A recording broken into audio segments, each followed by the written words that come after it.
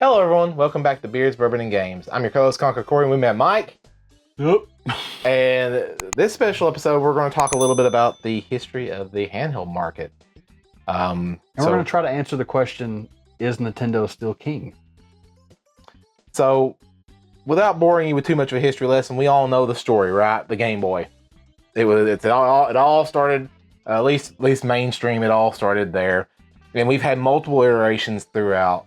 The Game Boy, 8 batteries, it ran 60 frames per second for those of us counting. It had its competition at the time, the Sega Game Gear, and that thing is called the AA Slayer.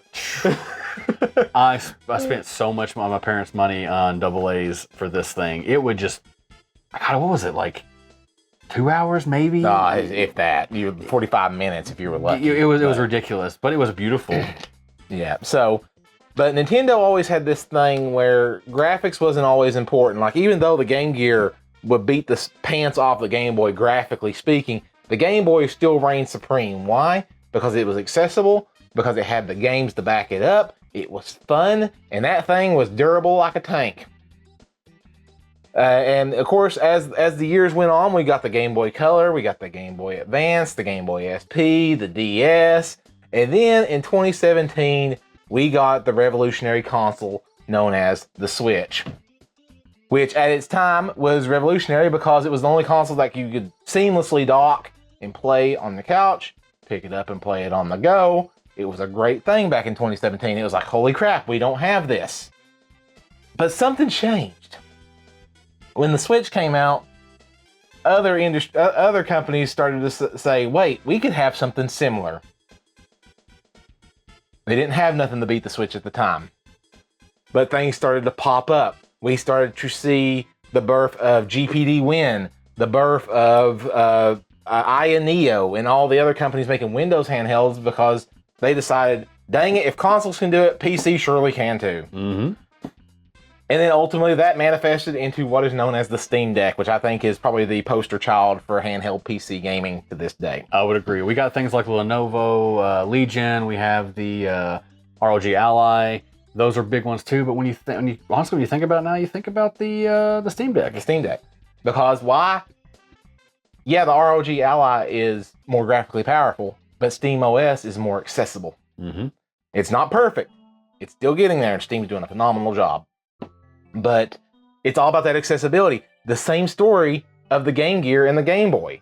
The Game Gear was superior in specs in every facet, but the Game Boy did better. Why? Because it was accessible. But that's not the point of the video. So as we know, the Switch 2 is released.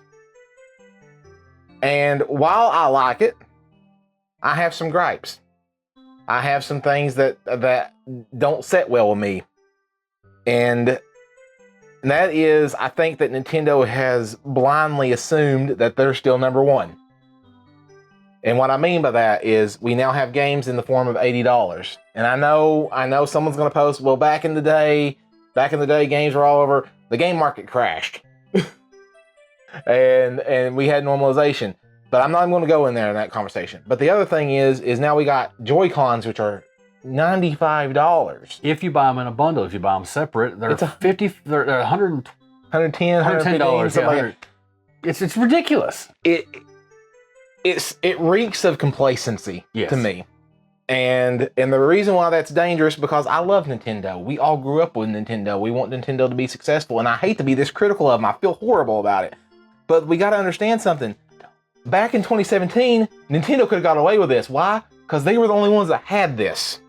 They could have been like, at least effectively had this. There were some handhelds, don't get me wrong, but they were the only ones that had this type of console. Well, now it's not the same. Mm-hmm. Go ahead. There is so many out there now. We've got the Retroid. I mean, even the Retroid has made leaps and bounds. They have a dock for the Retroid. You can hook up controllers to it. It plays all kinds of emulations. You'll even do this stuff over here. And it just works, and it's half the cost of a Switch. Right. And so when this came out, this was what? I think it was like $300. The 2017 Yes, something around is that. around 300. The OLED's 350, so Yeah. it's $50 more. That was a good price for it. Mhm. That's what made the Switch 1 so popular. It's like, holy crap, this console is affordable. It does all kinds of cool things. We gotta have it. Mhm. It was priced under the competition. The competition being Microsoft and Sony. But now fast forward to the Switch 2, which is $450 or $500 if you want to get the Mario one. And getting the $500 one is a no-brainer to me if you want to play Mario World, or else you're going to be shelling out $80. On top of that, you're going to be paying $530 if you get it separate.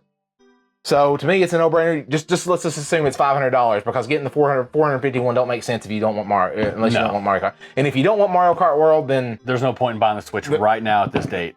yeah, don't kill us. Don't kill us. Put the pitchforks away. Let's pause for a sec. We really, really, really like the Switch 2. We think it's a cool system. We think it's got good specs. Battery life could be better. There's some gripes with it. Overall, fun system, cool stuff, done some neat things with it. These are problems. There's problems, though, you've got to admit. And what I'm worried about is, one, either they've over-prepared and we got an excess of stock, or other people are catching on that this ain't nothing new. Yes. Now, when this came out again, they could do what they wanted to. But now they had a higher price on this with $450, which at the time, until the prices change, is more expensive than a digital PS5. Yes. Now, I know what you're going to say. The PS5 ain't portable. I hear you. I hear you completely. But here's where things start to get a little dicey. The entry-level Steam Deck is $400. As long as you don't break it. And you pay like maybe $30 or $40 and you get NVMe storage. So let's just say at $450, like, oh, that's the same price. Yeah, it is. Okay. But here's the thing. This has a lot more expandability functionality than this does. Yes. There are docks for this. Yes. That do work. Now, it's not as seamless, and I'm going to say that right now. But the performance of this is very similar to this. And you can get this for arguably less, even less so if you get it in secondhand. Let's just take Cyberpunk 2077 for example. What is that? What the fuck is that? There's minor differences, yeah, and like I said, but it's very close. And Mike, this all morning I've been playing on my Steam Deck, and Mike's looking at me like, "What are you doing?" I said, "I'm trying to see which one I like better, Cyberpunk on the Switch or Cyberpunk on the Steam Deck." And at first, I made the comments like, "I think I like it better on the Switch too." But then I picked it up on my Steam Deck and started playing it more under the Steam Deck settings that they had pre-configured, and I was like, "Holy crap, they're similar." Now the screen here is better than this. That's fine. But I'm sorry, I'm derailing a little bit, but I want to get back to my main argument. What I'm worried is that Nintendo is still acting like they're the king of the mobile market. And the market's changed. It has. Nintendo has been really, how they've kind of hit their niche is they have been innovators. Any console they've come out with that has changed how they do things has exploded and sold out crazy. Let's think about the Wii. The Wii came out. You couldn't get a Wii for years because they were just so popular. The Wii U came out. They didn't do much. People thought it was just an accessory for the Wii there for a long time. It flopped. I personally loved the Wii U. I thought It was ahead of its time. It was kind of a predecessor to this. You had a controller that you could do things with. It was cool. Zombie U is still one of my favorite survival horror games to this day because of how well it was done. But it wasn't innovative enough. It just used a lot of the same technologies for the Wii. And heck, you used your Wii controllers on it. And a lot of the launch titles for the Wii U were re-released previous games. Does that sound familiar? It sounds really familiar. Stepping forward again, we get to the Switch. The Switch, you can't keep it on the shelves for like 2 years. It's ridiculous to I get a don't know hold how I of. got a day one, but I did. It blows my mind. You come back to the Switch 2, it's an upgraded Switch. It's not innovating in any way. It's not changing anything in any way. We've been able to find them on shelves all day, which I hope is just them planning ahead. But like Corey has said, maybe people are just catching on that they can get other things for cheaper.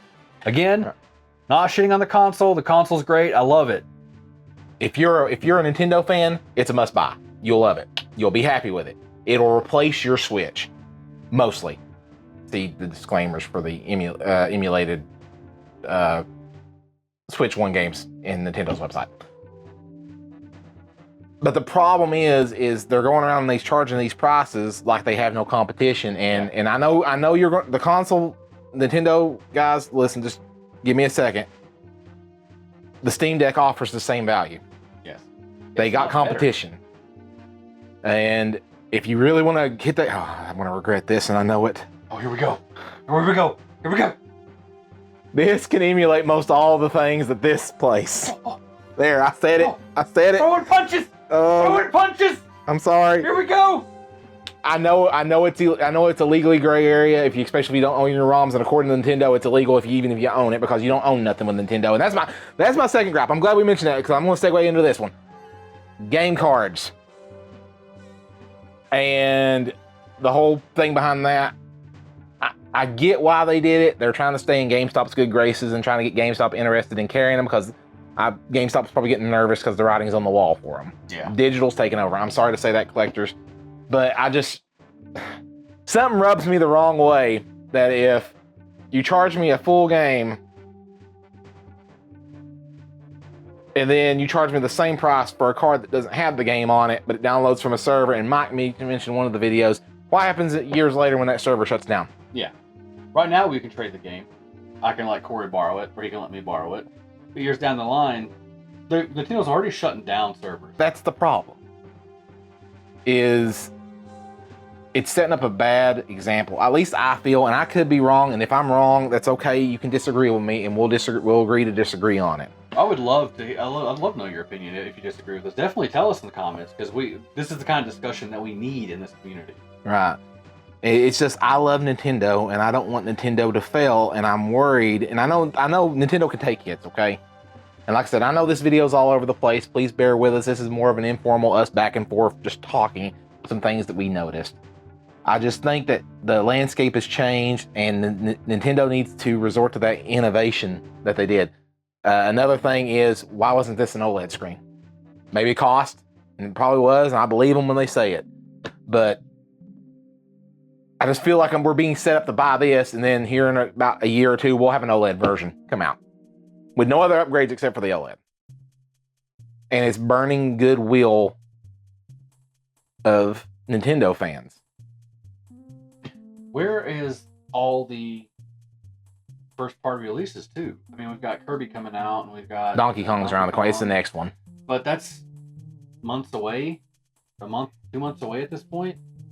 All we have that is just for the Switch 2 is Mario Kart World and the tech demo, $10. Why is the tech demo free? Thank you. So, PlayStation, Astro's Playroom, a phenomenal little game. Everybody overlooked it because it came included. We thought it was just trashware. It was the funnest little game ever. Mrs. Conker and Little Conker play that game constantly, and it taught you the stuff about the console. You have to pay $10 to do this on the Switch, too. Yep. That should have been free. And I'm not trying to get free things, but that should have been free. But anyways, I'm just going to get off that. Again, it goes back to the key point.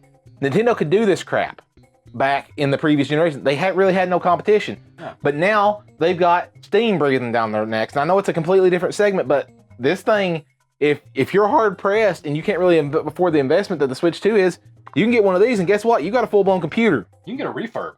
That's even cheaper. Then they stand by them. And if you want to walk in the shadowy gray area, this will play your older Nintendo games. And Nintendo, I love you. I'm not condoning it piracy. I don't condone piracy, but I do enjoy emulation. But there we go. We do a lot of retro handhelds on this channel. A lot of Ambernicks, a lot of Retroids. I mean, crap. If it's got a handheld that can have emulation on it, we do it. The Steam Deck is the best by far and easiest to set up by far out of any of them. And with rumors, with the all but confirmed rumors of Xbox's handheld coming up, which we believe is going to be an ROG Ally if they can ever get Windows sorted out. And then the rumors that PlayStation is bringing back the PSP. It's that comfortable lead is closing fast. And I could be wrong. This thing, like I said again, we love our Switch 2. Mine's on the way. I'm excited for it.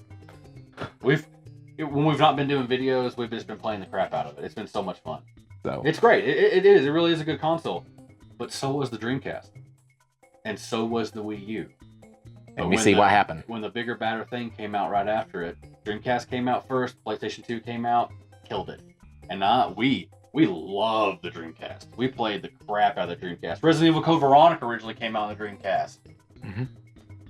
And when you're charging $70 for Tears of the Kingdom, which is about a year now or so, or a little bit more, and you're not offering free upgrades to people who already have the game like PlayStation did, Xbox did. I know Nintendo does good quality. I'm not. Their stuff is great quality. We did a bunch of reviews or coming up a bunch of reviews on third-party accessories and Nintendo accessories, and hands down, the Nintendo accessories were a lot better, but they were also usually double the price of the third party. Yep. Some things it was worth getting third party, some things it wasn't worth getting third party, it's worth getting the first party. I'm wondering, I agree with Corey on the fact that is Nintendo head too big, or do they think they're too big to fail? But I'll tell you this, the Steam Deck is catching up on them. I know people in our gaming circle who love the Switch, who buy all kinds of games for it. We all get excited every time a new remake comes out for the Switch. We would run out and buy it together, and we'd all play it. They're not buying the Switch 2. They're like, I'm just going to get the Steam Deck. I can get it on there. I've already got the Steam Deck. It works. It's about as powerful.